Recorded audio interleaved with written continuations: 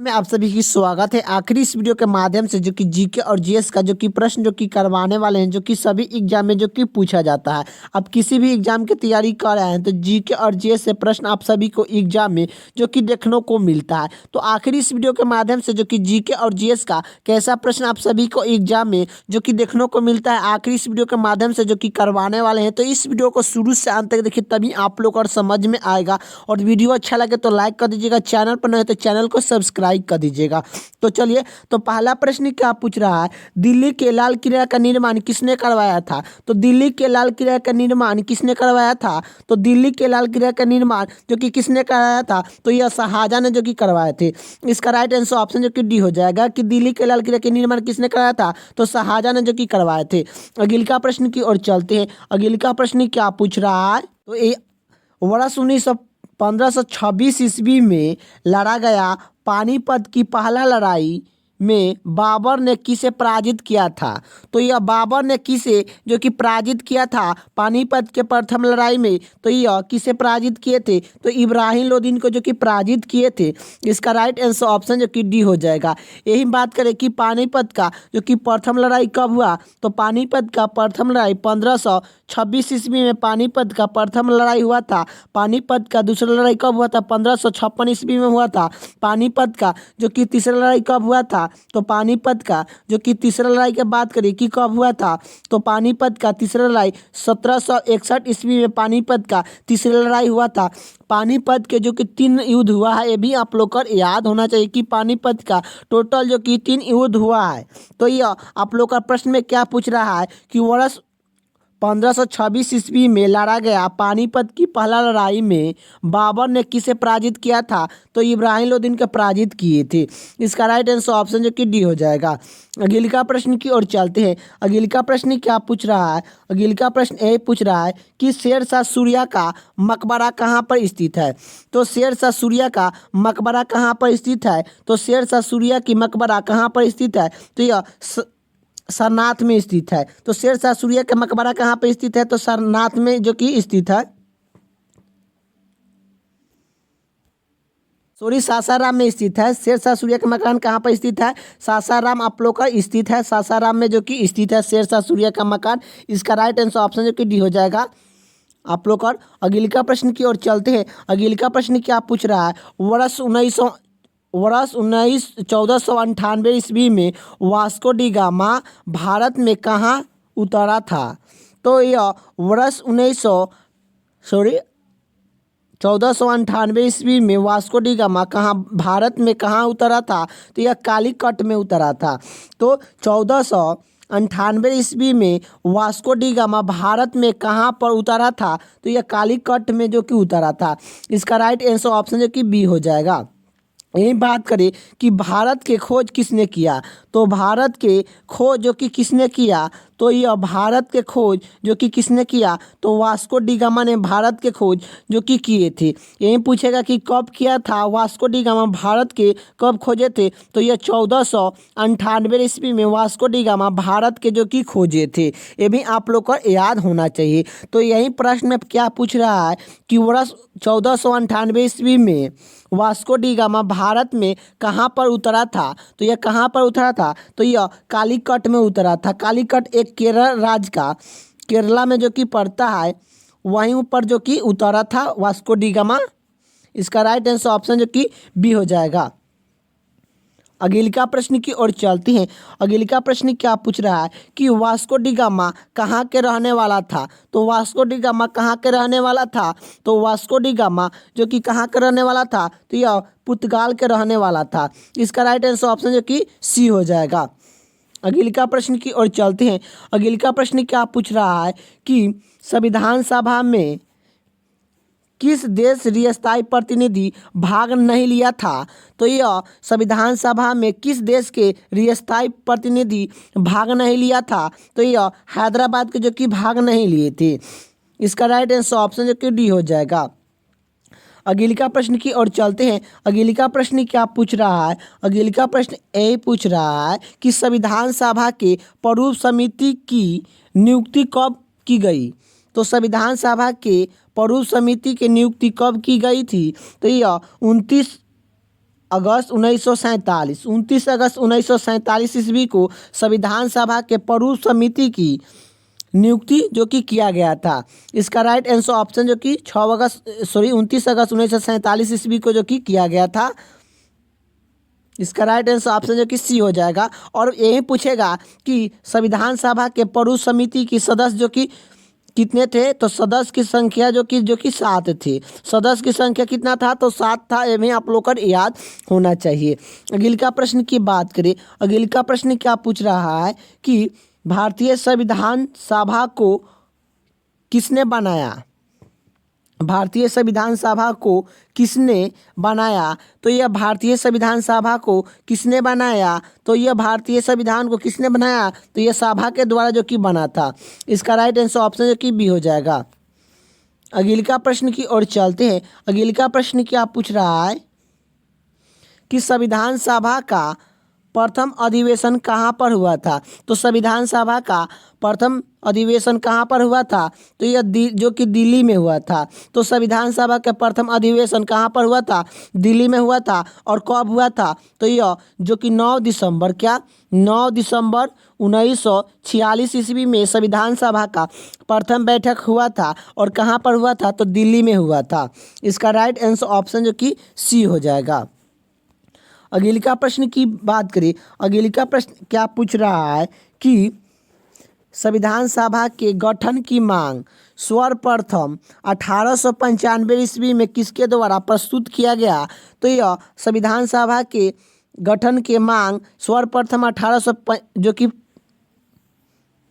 95 ईस्वी में किसके द्वारा प्रस्तुत किया गया, तो यह बालगंगा तिलक के द्वारा जो कि प्रस्तुत जो कि 1895 ईस्वी में जो कि किया गया था। ये भी इसका राइट आंसर ऑप्शन जो कि सी हो जाएगा, बालगंगा तिलक। अगले का प्रश्न की बात करें। अगले का प्रश्न क्या पूछ रहा है कि भारत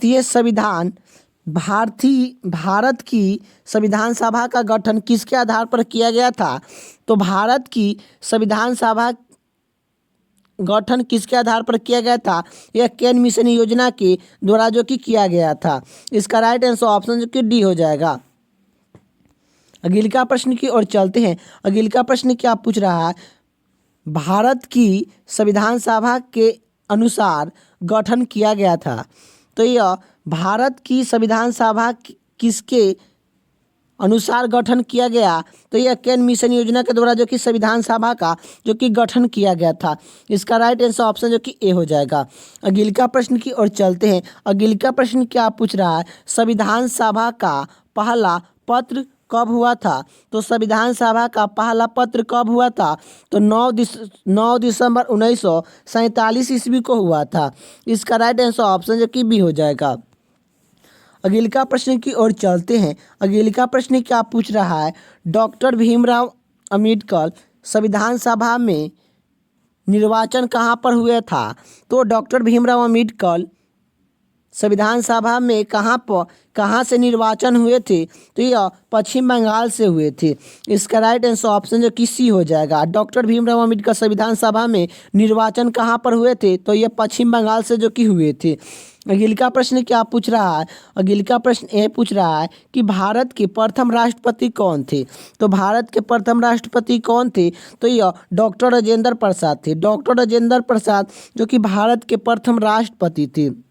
यही बात करें कि भारत के प्रथम उपराष्ट्रपति कौन थे। तो भारत के प्रथम जो कि उपराष्ट्रपति कौन थे, तो यह डॉक्टर सर्वपल्ली राधाकृष्णन थे। डॉक्टर सर्वपल्ली राधाकृष्णन भारत के प्रथम उपराष्ट्रपति थे। ये भी आप लोग को याद होना चाहिए। तो इसका राइट आंसर ऑप्शन जो कि डी हो जाएगा। अगले का प्रश्न की ओर चलते हैं। अगले का प्रश्न क्या पूछ रहा है, अगले का प्रश्न यही पूछ रहा है कि भारत के राष्ट्रपति निर्वाचन होने के लिए न्यूनतम आयु सीमा क्या है। तो भारत के राष्ट्रपति निर्वाचन होने के लिए न्यूनतम आयु सीमा क्या है।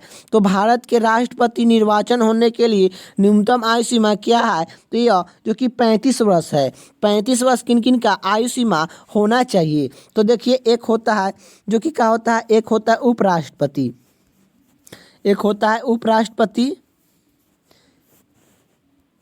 एक होता है राष्ट्रपति,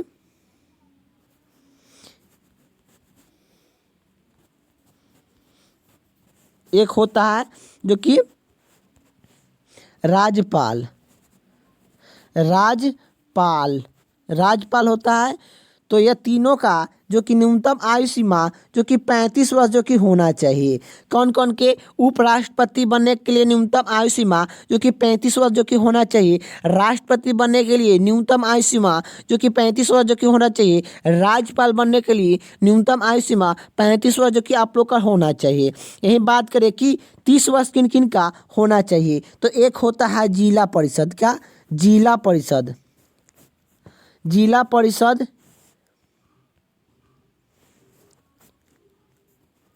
जिला परिषद बनने के लिए न्यूनतम आयु सीमा 30 वर्ष जो कि होना चाहिए।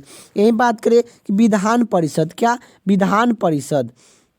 विधान परिषद बनने के लिए न्यूनतम आयु सीमा जो कि कितना रखा गया है, तो यह विधान परिषद बनने के लिए न्यूनतम आयु सीमा जो कि कितना रखा गया है, तो यह जो कि 30 वर्ष जो कि रखा गया है। यही बात करें कि राज्यसभा बनने के लिए न्यूनतम आयु सीमा जो कि कितना रखा गया है, तो राज्यसभा बनने के लिए न्यूनतम आयु सीमा जो कि 30 वर्ष जो कि रखा गया है। ये तीनों के लिए न्यूनतम आयु सीमा जो कि 30 वर्ष जो कि रखा गया है। कौन? राज्यसभा बनने के लिए न्यूनतम आयु सीमा 30 वर्ष चाहिए, और विधान परिषद बनने के लिए न्यूनतम आयु सीमा जो कि 30 वर्ष होना चाहिए। जिला परिषद बनने के लिए न्यूनतम आयु सीमा जो कि 30 वर्ष जो कि होना चाहिए। ये तीनों के बनने के लिए जो कि 30 वर्ष जो कि आप लोग का आयु होना चाहिए।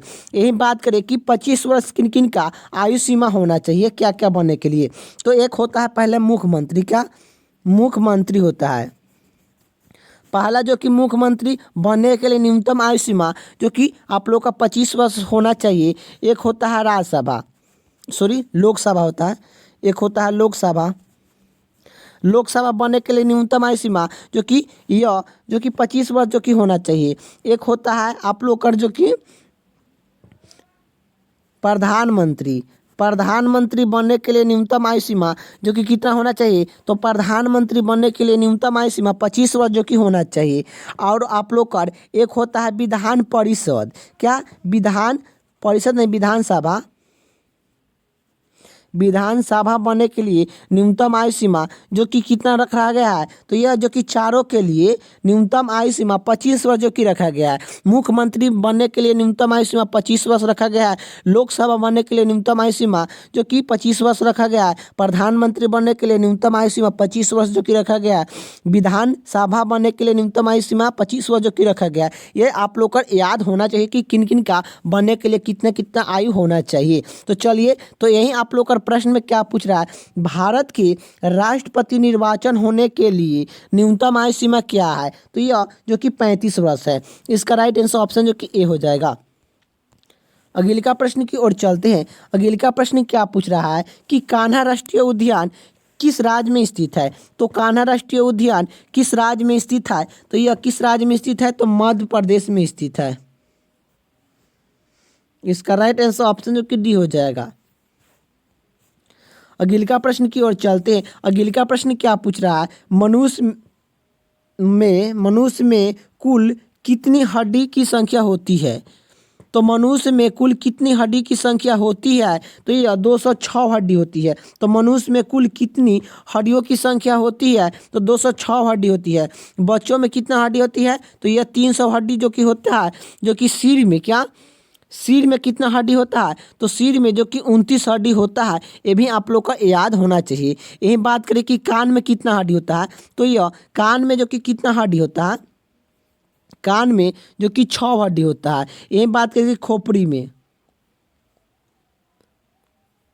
खोपड़ी में कितना हड्डी होता है, तो यह खोपड़ी में जो कि 8 हड्डी होता है। खोपड़ी में 8 हड्डी होता है और कान में जो कि 6 हड्डी होता है। ये भी आप लोग को याद होना चाहिए। अगले का प्रश्न की ओर चलते हैं। अगले का प्रश्न क्या पूछ रहा है कि पेसमेकर का संबंध किससे है, तो पेसमेकर का संबंध किससे है, तो पेसमेकर का संबंध किससे है, तो यह हृदय से संबंधित है। इसका राइट आंसर ऑप्शन जो कि ए हो जाएगा। अगले का प्रश्न की ओर चलते हैं। अगले का प्रश्न क्या पूछ रहा है, अगले का प्रश्न ये पूछ रहा है कि सोते समय रक्तदाब में क्या परिवर्तन होता है? तो सोते समय रक्तदाब में क्या परिवर्तन होता है? तो यह घट जाता है। सोते समय रक्तचाप में क्या परिवर्तन होता है? तो यह घट जाता है। इसका राइट आंसर ऑप्शन जो कि बी हो जाएगा। अगला प्रश्न की ओर चलते हैं। अगला प्रश्न क्या पूछ रहा है? रक्त का शुद्धिकरण कहाँ से होता है? तो रक्त का शुद्धिकरण कहाँ से होता है? तो रक्त का शुद्धिकरण इनमें से सभी से होता है, जो कि फेफड़ा से होता है, एक यकृत से होता है और जो कि किडनी से होता है। ये सभी से जो कि रक्त का शुद्धिकरण होता है। इसका राइट आंसर ऑप्शन जो कि डी हो जाएगा। इसका राइट आंसर ऑप्शन जो कि डी हो जाएगा। रक्त का शुद्धिकरण किससे कहाँ से होता है? तो यह इन सभी से होता है। इसका राइट आंसर ऑप्शन जो कि डी हो जाएगा। अगला प्रश्न की ओर चलते हैं। अगला प्रश्न क्या पूछ रहा है कि रक्त में लाल रंग निम्नलिखित में से किस कारण से होता है? तो रक्त में लाल रंग निम्नलिखित में से किस कारण से होता है? तो यह हीमोग्लोबिन के कारण से होता है। इसका राइट आंसर ऑप्शन जो कि ए हो जाएगा। हीमोग्लोबिन के कारण जो कि रक्त में लाल रंग होता है। अगला प्रश्न की ओर चलते हैं। अगला प्रश्न क्या पूछ रहा है? RH फैक्ट का नाम किससे संबंधित है? तो RH फैक्ट का नाम किससे संबंधित है? तो RH फैक्ट का नाम किससे संबंधित है? तो ये बंदर से है। इसका राइट आंसर ऑप्शन जो कि सी हो जाएगा। अगला प्रश्न की बात करें। अगला प्रश्न क्या पूछ रहा है? अगला प्रश्न ए पूछ रहा है कि भोजन का ऊर्जा में परिवर्तन करने वाला कोशिका के किस भाग में होता है? तो भोजन का ऊर्जा में परिवर्तन करने वाले कोशिका किस भाग में होता है? तो यह माइटोकॉन्ड्रिया में होता है। भोजन का ऊर्जा में परिवर्तन करने वाला कोशिका के किस भाग में होता है? तो यह भोजन का ऊर्जा में परिवर्तन करने वाला कोशिका किस भाग में होता है? तो माइटोकॉन्ड्रिया में होता है। इसका राइट आंसर ऑप्शन जो कि बी हो जाएगा। अगला प्रश्न की ओर चलते हैं। अगला प्रश्न क्या पूछ रहा है कि प्रकाश संश्लेषण में हरे पौधे के द्वारा कौन सी गैस को छोड़ा जाता है? तो प्रकाश संश्लेषण में जो कि हरे पौधे के द्वारा कौन सी गैस जो कि छोड़ा जाता है? तो ऑक्सीजन को जो कि छोड़ा जाता है। तो प्रकाश संश्लेषण में हरे पेड़ पौधे के द्वारा कौन सी गैस छोड़ा जाता है? तो ऑक्सीजन जो कि छोड़ा जाता है। अगला प्रश्न क्या पूछ रहा है कि प्रकाश संश्लेषण के समय निकलने वाला गैस को क्या नाम है? तो प्रकाश संश्लेषण के समय निकलने वाला गैस को क्या नाम है? तो यह जो कि ऑक्सीजन है। इसका राइट आंसर ऑप्शन जो कि डी हो जाएगा। अगला प्रश्न की बात करें। अगला प्रश्न क्या पूछ रहा है कि प्रकाश संश्लेषण की दर सबसे अधिक होता है? तो प्रकाश संश्लेषण की दर सबसे अधिक होता है तो यह हरे रंग के प्रकाश में प्रकाश संश्लेषण की दर सबसे अधिक होता है। इसका राइट आंसर ऑप्शन जो कि सी हो जाएगा। अगला प्रश्न क्या पूछ रहा है? अगला प्रश्न ए पूछ रहा है कि प्रकाश संश्लेषण के लिए कौन सी गैस आवश्यक होता है? तो प्रकाश संश्लेषण के लिए कौन सा गैस आवश्यक होता है? तो कार्बन डाइऑक्साइड जो कि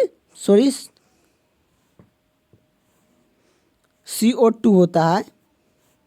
इसका राइट आंसर ऑप्शन जो कि डी हो जाएगा।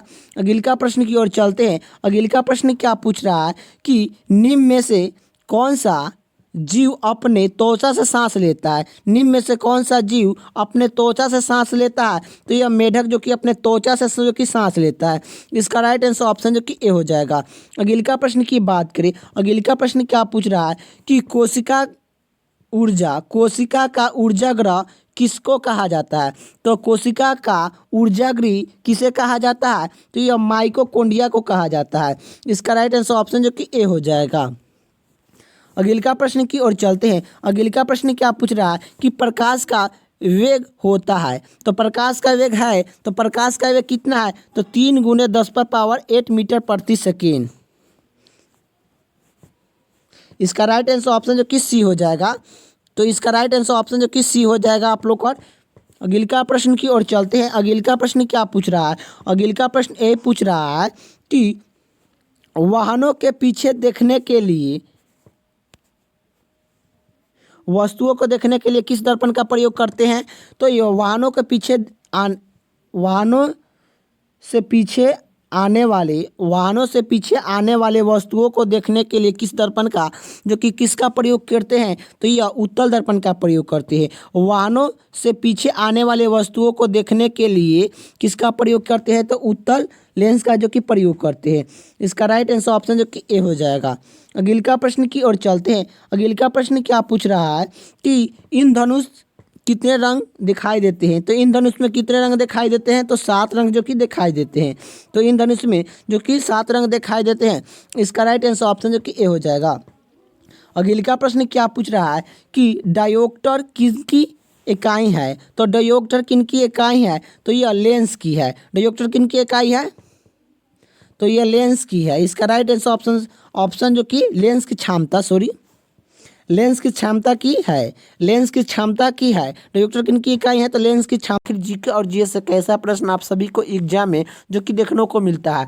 तो पहला प्रश्न क्या पूछ रहा है, इनकलाब जिंदाबाद का नारा किसने दिया, तो इनकलाब जिंदाबाद का नारा किसने दिया, तो इनकलाब जिंदाबाद का नारा किसने दिया, तो यह जो कि किसने दिया था, तो यह किसने दिया था, तो यह आप लोग का जो कि भगत सिंह जो कि दिए थे। इनकलाब जिंदाबाद का नारा किसने दिया था, तो यह भगत सिंह ने जो कि दिए थे। इसका राइट आंसर ऑप्शन जो कि सी हो जाएगा। अगला प्रश्न की ओर चलते हैं। अगला प्रश्न क्या पूछ रहा है, भारत की आज़ाद के समय कांग्रेस की अध्यक्षता कौन किए थे, तो भारत की आज़ाद के समय कांग्रेस की अध्यक्षता कौन किए थे, तो यह जेपी कृपलानी ने जो कि किए थे। इसका राइट आंसर ऑप्शन जो कि डी हो जाएगा। अगला प्रश्न की ओर चलते हैं। अगला प्रश्न क्या पूछ रहा है कि वर्ष 1905 ईस्वी में बंगाल विभाजन किस वायसराय थे, तो वर्ष 1905 ईस्वी में बंगाल विभाजन किस वायसराय ने किया, तो यह किस वायसराय ने जो कि किए थे, तो लॉर्ड कर्जन ने जो कि किए थे। लॉर्ड कर्जन ने बंगाल विभाजन जो कि 1905 ईस्वी में जो कि किए थे। ये भी आप लोग को याद होना चाहिए। तो इसका राइट आंसर ऑप्शन जो कि बी हो जाएगा। अगला प्रश्न की ओर चलते हैं। अगला प्रश्न क्या पूछ रहा है कि भारतीय राष्ट्रीय कांग्रेस की अध्यक्षता किसने की, तो भारतीय राष्ट्रीय कांग्रेस की अध्यक्षता किसने की, तो यह किसने की, तो दादा भाई नौरोजी ने किए थे। दादा भाई नौरोजी ने भारतीय कांग्रेस की अध्यक्षता जो कि किए थे। इसका राइट आंसर ऑप्शन जो कि सी हो जाएगा। दादा भाई नौरोजी ने भारतीय राष्ट्रीय कांग्रेस की अध्यक्षता जो कि किए थे।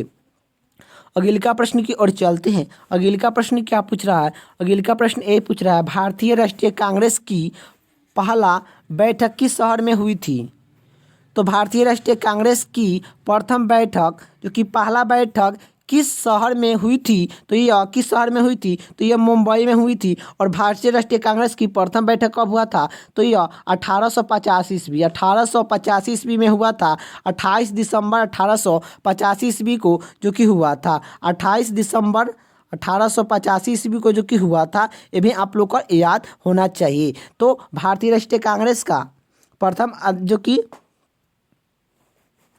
स्थापना कब हुआ था, तो यह स्थापना 28 दिसंबर 1885 ईस्वी में हुआ था। ये भी आप लोग को याद होना चाहिए। कहाँ पर हुआ था, तो यह जो कि मुंबई में हुआ था। तो भारतीय राष्ट्रीय कांग्रेस की पहला बैठक किस शहर में हुई थी, तो यह मुंबई में हुई थी। इसका राइट आंसर ऑप्शन जो कि डी हो जाएगा। अगला प्रश्न की ओर चलते हैं। अगला प्रश्न क्या पूछ रहा है, भारतीय राष्ट्रीय कांग्रेस का प्रथम विभाजन कब हुआ था, तो भारतीय राष्ट्रीय कांग्रेस का प्रथम विभाजन कब हुआ था, तो भारतीय राष्ट्रीय कांग्रेस का प्रथम विभाजन कब हुआ था, तो यह जो कि 1907 ईस्वी में हुआ था। 1907 ईस्वी में हुआ था। इसका राइट आंसर ऑप्शन जो कि ए हो जाएगा। अगला प्रश्न की ओर चलते हैं। अगला प्रश्न क्या पूछ रहा है, अगला प्रश्न ए पूछ रहा है कि स्वर मेरा जन्मसिद्ध अधिकार है और उसे मैं लेकर रहूँगा, यह किसने कहा, तो यह किसने कहा, तो स्वर मेरा जन्मसिद्ध अधिकार है और उसे मैं लेकर रहूँगा, यह किसने कहा था, तो बाल गंगाधर तिलक ने जो कि कहे थे। इसका राइट आंसर ऑप्शन जो कि सी हो जाएगा। अगला प्रश्न की ओर चलते हैं। अगला प्रश्न क्या पूछ रहा है कि शेर ए पंजाब किसका उपनाम है, तो शेर ए पंजाब किसका उपनाम है, तो शेर ए पंजाब किसका उपनाम है, तो यह लाला लाजपत राय का है। लाला लाजपत राय को शेर ए पंजाब के उपनाम है। इसका राइट आंसर ऑप्शन जो कि सी हो जाएगा। अगला प्रश्न की ओर चलते हैं। अगला प्रश्न क्या पूछ रहा है, बिहार में 1897 की क्रांति के नेता कुंवर सिंह का देहांत कब हुआ, तो जो कि बिहार में 1897 की क्रांति के नेता वीर कुंवर सिंह का देहांत कब हुआ? तो यह वीर कुंवर सिंह का देहांत जो कि 9 मई 1898 में हुआ था। 9 मई 1898 ईस्वी में वीर कुंवर सिंह का जो कि देहांत हुआ था, ये भी आप लोग को याद होना चाहिए। और 1897 की क्रांति के बिहार के नेता कौन थे? तो बिहार के नेता जो कि कौन थे? तो वीर कुंवर सिंह थे। वीर कुंवर सिंह जी थे जो कि बिहार के 1897 की क्रांति का जो कि नेता थे, ये भी आप लोग का याद होना चाहिए कि बिहार में 1897 की क्रांति का नेतृत्व जो कि यह वीर कुंवर सिंह ने जो कि किए थे। अगला प्रश्न की ओर चलते हैं। अगला प्रश्न क्या पूछ रहा है कि 1897 का विद्रोह कहाँ से प्रमित हुआ? तो 1897 का विद्रोह कहाँ से प्रमित हुआ? तो यह जो कि मेरठ से हुआ था। तो 1897 की क्रांति कहाँ से प्रमित हुआ? तो यह मेरठ से हुआ था। कब हुआ था ये भी पूछेगा कि कब हुआ था, तो ये भी आप लोग को याद होना चाहिए कि 10 मई 1856 जो कि 97 ईस्वी में हुआ था। तो यह 10 मई 1897 ईस्वी को 1897 की क्रांति का जो कि मेरिट से जो कि शुरुआत हुआ था। इसका राइट आंसर ऑप्शन जो कि डी हो जाएगा। अगला प्रश्न की ओर चलते हैं। अगला प्रश्न क्या पूछ रहा है? अगला प्रश्न ये पूछ रहा है भारत संघ में कितना राज्य है? तो भारत संघ में कितना राज्य है? तो भारत संघ में कितना राज्य है? तो 29 राज्य है। तो भारत संघ में कितना राज्य है? तो 29 राज्य है। इसका राइट आंसर ऑप्शन जो कि डी हो जाएगा। अगला प्रश्न की ओर चलते हैं। अगला प्रश्न क्या पूछ रहा है? भारतीय संघ में सम्मिलित किया गया 29वें राज्य है। तो भारतीय संघ में सम्मिलित किया गया 29वां राज्य है। तो यह कौन सा 29वां राज्य है? तो यह 29वां राज्य जो कि कौन है? तो यह तेलंगाना है। इसका राइट आंसर ऑप्शन जो कि ए हो जाएगा। तेलंगाना जो कि 29वां राज्य है। भारत में टोटल जो कि 28 राज्य है और 29वां राज्य जो कि जोड़ दिया गया है। कौन? तो यह तेलंगाना राज्य को जो कि जोड़ दिया गया है। तो यही आप लोग का प्रश्न में क्या पूछ रहा है? भारतीय संघ में सम्मिलित किया गया 29वां राज्य है। तो यह तेलंगाना है। तेलंगाना को कब स्थापना किया गया था? तो यह 2 जून 2014 2 जून 2014 में जो कि आंध्र प्रदेश राज्य को जो कि स्थापना जो कि किया गया था। अगला प्रश्न की ओर चलते हैं। अगला प्रश्न क्या पूछ रहा है? भारत एक है। तो भारत एक है तो भारत क्या है? राज्यों का संघ है। भारत एक क्या है? तो राज्यों का संघ है। इसका राइट आंसर ऑप्शन जो कि बी हो जाएगा। अगला प्रश्न की ओर चलते हैं। अगला प्रश्न क्या पूछ रहा है? अगला प्रश्न ये पूछ रहा है कि भारतीय संविधान के किस अनुच्छेद में प्रेस की स्वतंत्रता दी गई है?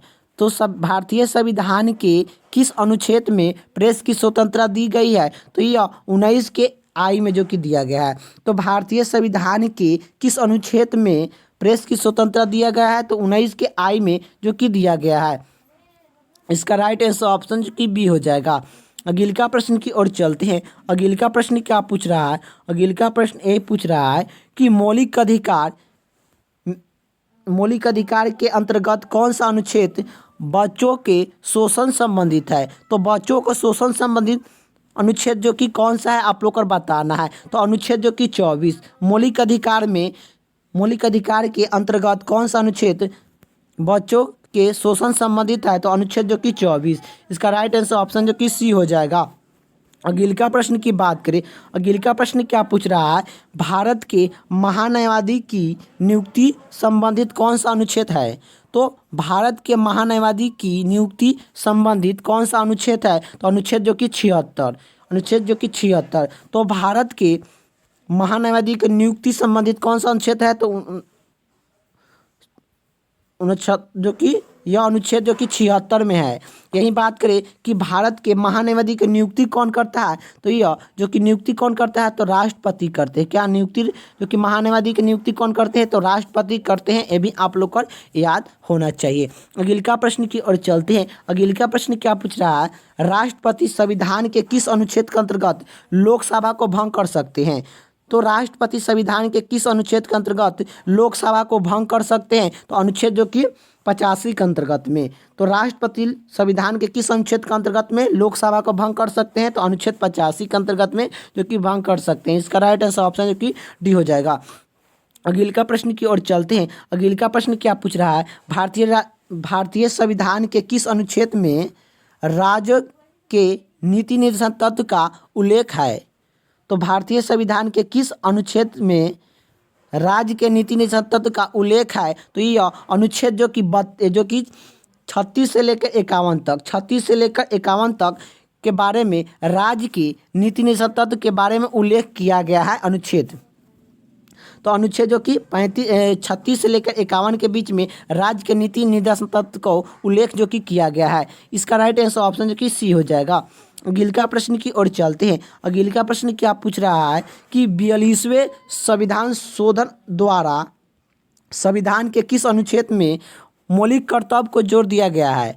तो यह 42वें संविधान शोधन द्वारा संविधान के किस अनुच्छेद में मौलिक कर्तव्य को जो कि जोड़ दिया गया है। तो मौलिक कर्तव्य को जो कि किस अनुच्छेद में जोड़ दिया गया है। तो यह अनुच्छेद जो कि 51 के ए में जो कि जोड़ा गया है। इसका राइट आंसर ऑप्शन जो कि बी हो जाएगा। अगले का प्रश्न की ओर चलते हैं।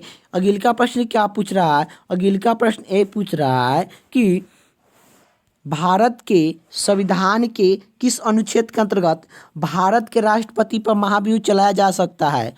तो भारत के संविधान के किस अनुच्छेद के अंतर्गत भारत के राष्ट्रपति पर महाभियोग चलाया जा सकता है। तो अनुच्छेद जो कि 61 के अंतर्गत, जो कि राष्ट्रपति पर महाभियोग जो कि चलाया जा सकता है। और यह अगले का प्रश्न की ओर चलते हैं। अगले का प्रश्न क्या पूछ रहा है कि संविधान के किस अनुच्छेद के अंतर्गत जो कि हिंदी को राष्ट्रभाषा का दर्जा प्राप्त किया गया है। तो संविधान के किस अनुच्छेद के अंतर्गत हिंदी को राष्ट्रीय भाषा का दर्जा प्राप्त किया गया है। तो यह अनुच्छेद जो कि कितना 343 के आई में जो कि किया गया है। इसका राइट आंसर ऑप्शन जो कि सी हो जाएगा। अगले का प्रश्न की ओर चलते हैं। अगले का प्रश्न क्या पूछ रहा है, अगले का प्रश्न ए पूछ रहा है संविधान के अनुच्छेद 1 में भारत को क्या कहा गया है। संविधान के अनुच्छेद 1 में भारत को क्या कहा गया है। तो यह राज्यों का संघ कहा गया है। इसका राइट आंसर ऑप्शन जो कि डी हो जाएगा। अगले का प्रश्न की ओर चलते हैं। अगले का प्रश्न क्या पूछ रहा है, अगले का प्रश्न ए पूछ रहा है कि मौलिक अधिकार संविधान के किस भाग में वर्णन है। तो मौलिक अधिकार संविधान के किस भाग में वर्णन है। तो ये वर्णन जो कि किस भाग में किया गया है। तो यह भाग जो कि 3 में जो कि क्या है। तो यह मौलिक अधिकार है। मौलिक अधिकार जो कि कहाँ से लिया गया है। तो अमेरिका संविधान से मौलिक अधिकार जो कि लिया गया है। यही बात करें कि मौलिक अधिकार जो कि भाग जो कि कितना में है। तो मौलिक अधिकार भाग जो कि 3 में है। मौलिक अधिकार जो कि भाग जो कि 3 में है। ये भी आप लोग को याद होना चाहिए। यही बात करें कि मौलिक अधिकार कौन सा अनुच्छेद में है। तो मौलिक अधिकार जो कि अनुच्छेद जो कि कितना तो 12 से लेकर 35 तक, अनुच्छेद 12 से लेकर 35 तक है। यही बात करें मौलिक अधिकार जो कि वर्तमान में कितना है। तो वर्तमान में जो कि 6 है। पहले कितना था। तो पहले जो कि 7 था। ये भी आप लोग को याद होना चाहिए। लेकिन वर्तमान में जो कि 6 ही मौलिक अधिकार है। ये भी आप लोग को याद होना चाहिए। तो यही बात आप लोग का प्रश्न में क्या पूछा है कि मौलिक अधिकार संविधान के किस भाग में वर्णन है। तो भाग जो कि 3 में। भाग 2 में जो कि क्या है। तो नागरिकता संबंधित है। नागरिकता संबंधित भाग 2 में है। और चौथा भाग में क्या है। तो चौथा भाग में यही है राज्य के नीति निर्देशन तत्व के बारे में जो कि उल्लेख किया गया है। और 5वां भाग में क्या है। संघों के बारे में दिया गया है। संघ के बारे में जो कि 5वां जो कि भाग में दिया गया है। चौथा राज्य के नीति निर्देशन तत्व, राज्य के नीति निर्देशांक तत्व, राज्य के नीति निर्देशांक तत्व के बारे में जो कि दिया गया है। ये भी आप लोग को याद होना चाहिए। चलिए अगले का प्रश्न की ओर चलते हैं। अगले का प्रश्न क्या पूछ रहा है। अगले का प्रश्न ए पूछ रहा है कि डॉक्टर भीमराव अंबेडकर ने भारतीय संविधान के किस भाग को सैद्धांतिक लोकप्रिय भाग कहा है। तो लोकप्रिय भाग जो कि कहा है। तो यह डॉक्टर भीमराव अंबेडकर ने भारतीय संविधान के किस भाग को सौधानिक अनमोल अनलोकित भाग कहा गया है? तो भाग जो कि 3 को कहा गया है। इसका राइट आंसर ऑप्शन जो कि डी हो जाएगा। अगले का प्रश्न की ओर चलते हैं। अगले का प्रश्न क्या पूछ रहा है? अगले का प्रश्न ये पूछ रहा है कि स्वतंत्रता का अधिकार संविधान के किस अनुच्छेद में वर्णन है? तो स्वतंत्रता का अधिकार संविधान के किस भाग में वर्णन जो कि किया, सॉरी अनुच्छेद में, जो कि किस अनुच्छेद में जो कि वर्णन किया गया है? तो यह स्वतंत्रता का अधिकार संविधान के किस अनुच्छेद में वर्णन है? तो अनुच्छेद जो कि कितना, तो यह अनुच्छेद जो कि 19 से लेकर अनुच्छेद जो कि 22 तक, अनुच्छेद 22 तक जो कि यह स्वतंत्रता के अधिकार का वर्णन जो कि किया गया है। इसका राइट आंसर ऑप्शन जो कि ए हो जाएगा। स्वतंत्रता का अधिकार संविधान के किस अनुच्छेद में वर्णन किया गया है? तो अनुच्छेद 19 से लेकर 19 अनुच्छेद जो कि 22 तक जो कि किया गया है, 19 से लेकर अनुच्छेद 22 तक जो कि किया गया है। अगले का प्रश्न क्या पूछ रहा है? धर्म स्वतंत्र का अधिकार किस अनुच्छेद के द्वारा किया गया है? धर्म स्वतंत्रता का अधिकार किस अनुच्छेद के द्वारा किया गया है? तो अनुच्छेद जो कि 25 के अंतर्गत में। इसका राइट आंसर ऑप्शन जो कि बी हो जाएगा। अगले का प्रश्न की ओर चलते हैं। अगले का प्रश्न क्या पूछ रहा है? समानता का अधिकार भारतीय संविधान के किस अनुच्छेद में लिया गया है? तो यह समानता का अधिकार भारतीय संविधान के किस अनुच्छेद में लिया गया है? तो अनुच्छेद जो कि 14 से लेकर अनुच्छेद जो कि 18। इसका राइट आंसर ऑप्शन जो कि सी हो जाएगा। अगले का प्रश्न की ओर चलते हैं। अगले का प्रश्न क्या पूछ रहा है? अगले का प्रश्न ये पूछ रहा है कि भारतीय संविधान,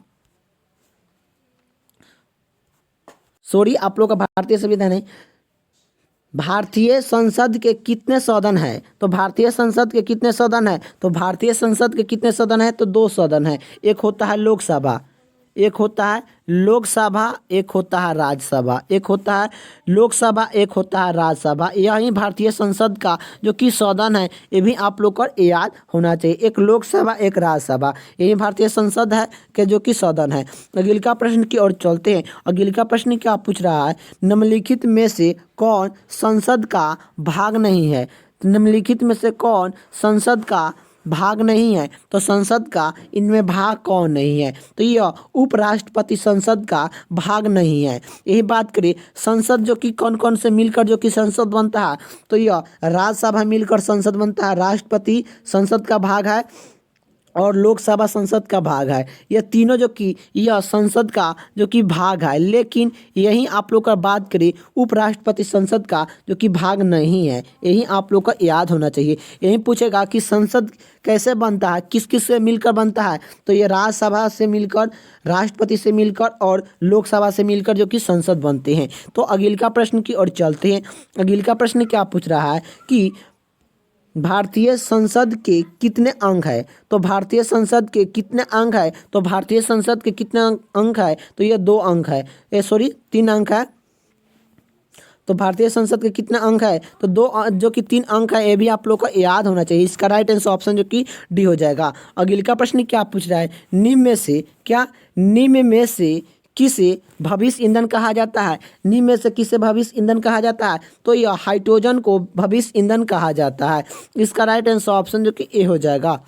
अगले का प्रश्न की ओर चलते हैं। अगले का प्रश्न क्या पूछ रहा है कि भूकंप की तीव्रता किससे मापा जाता है?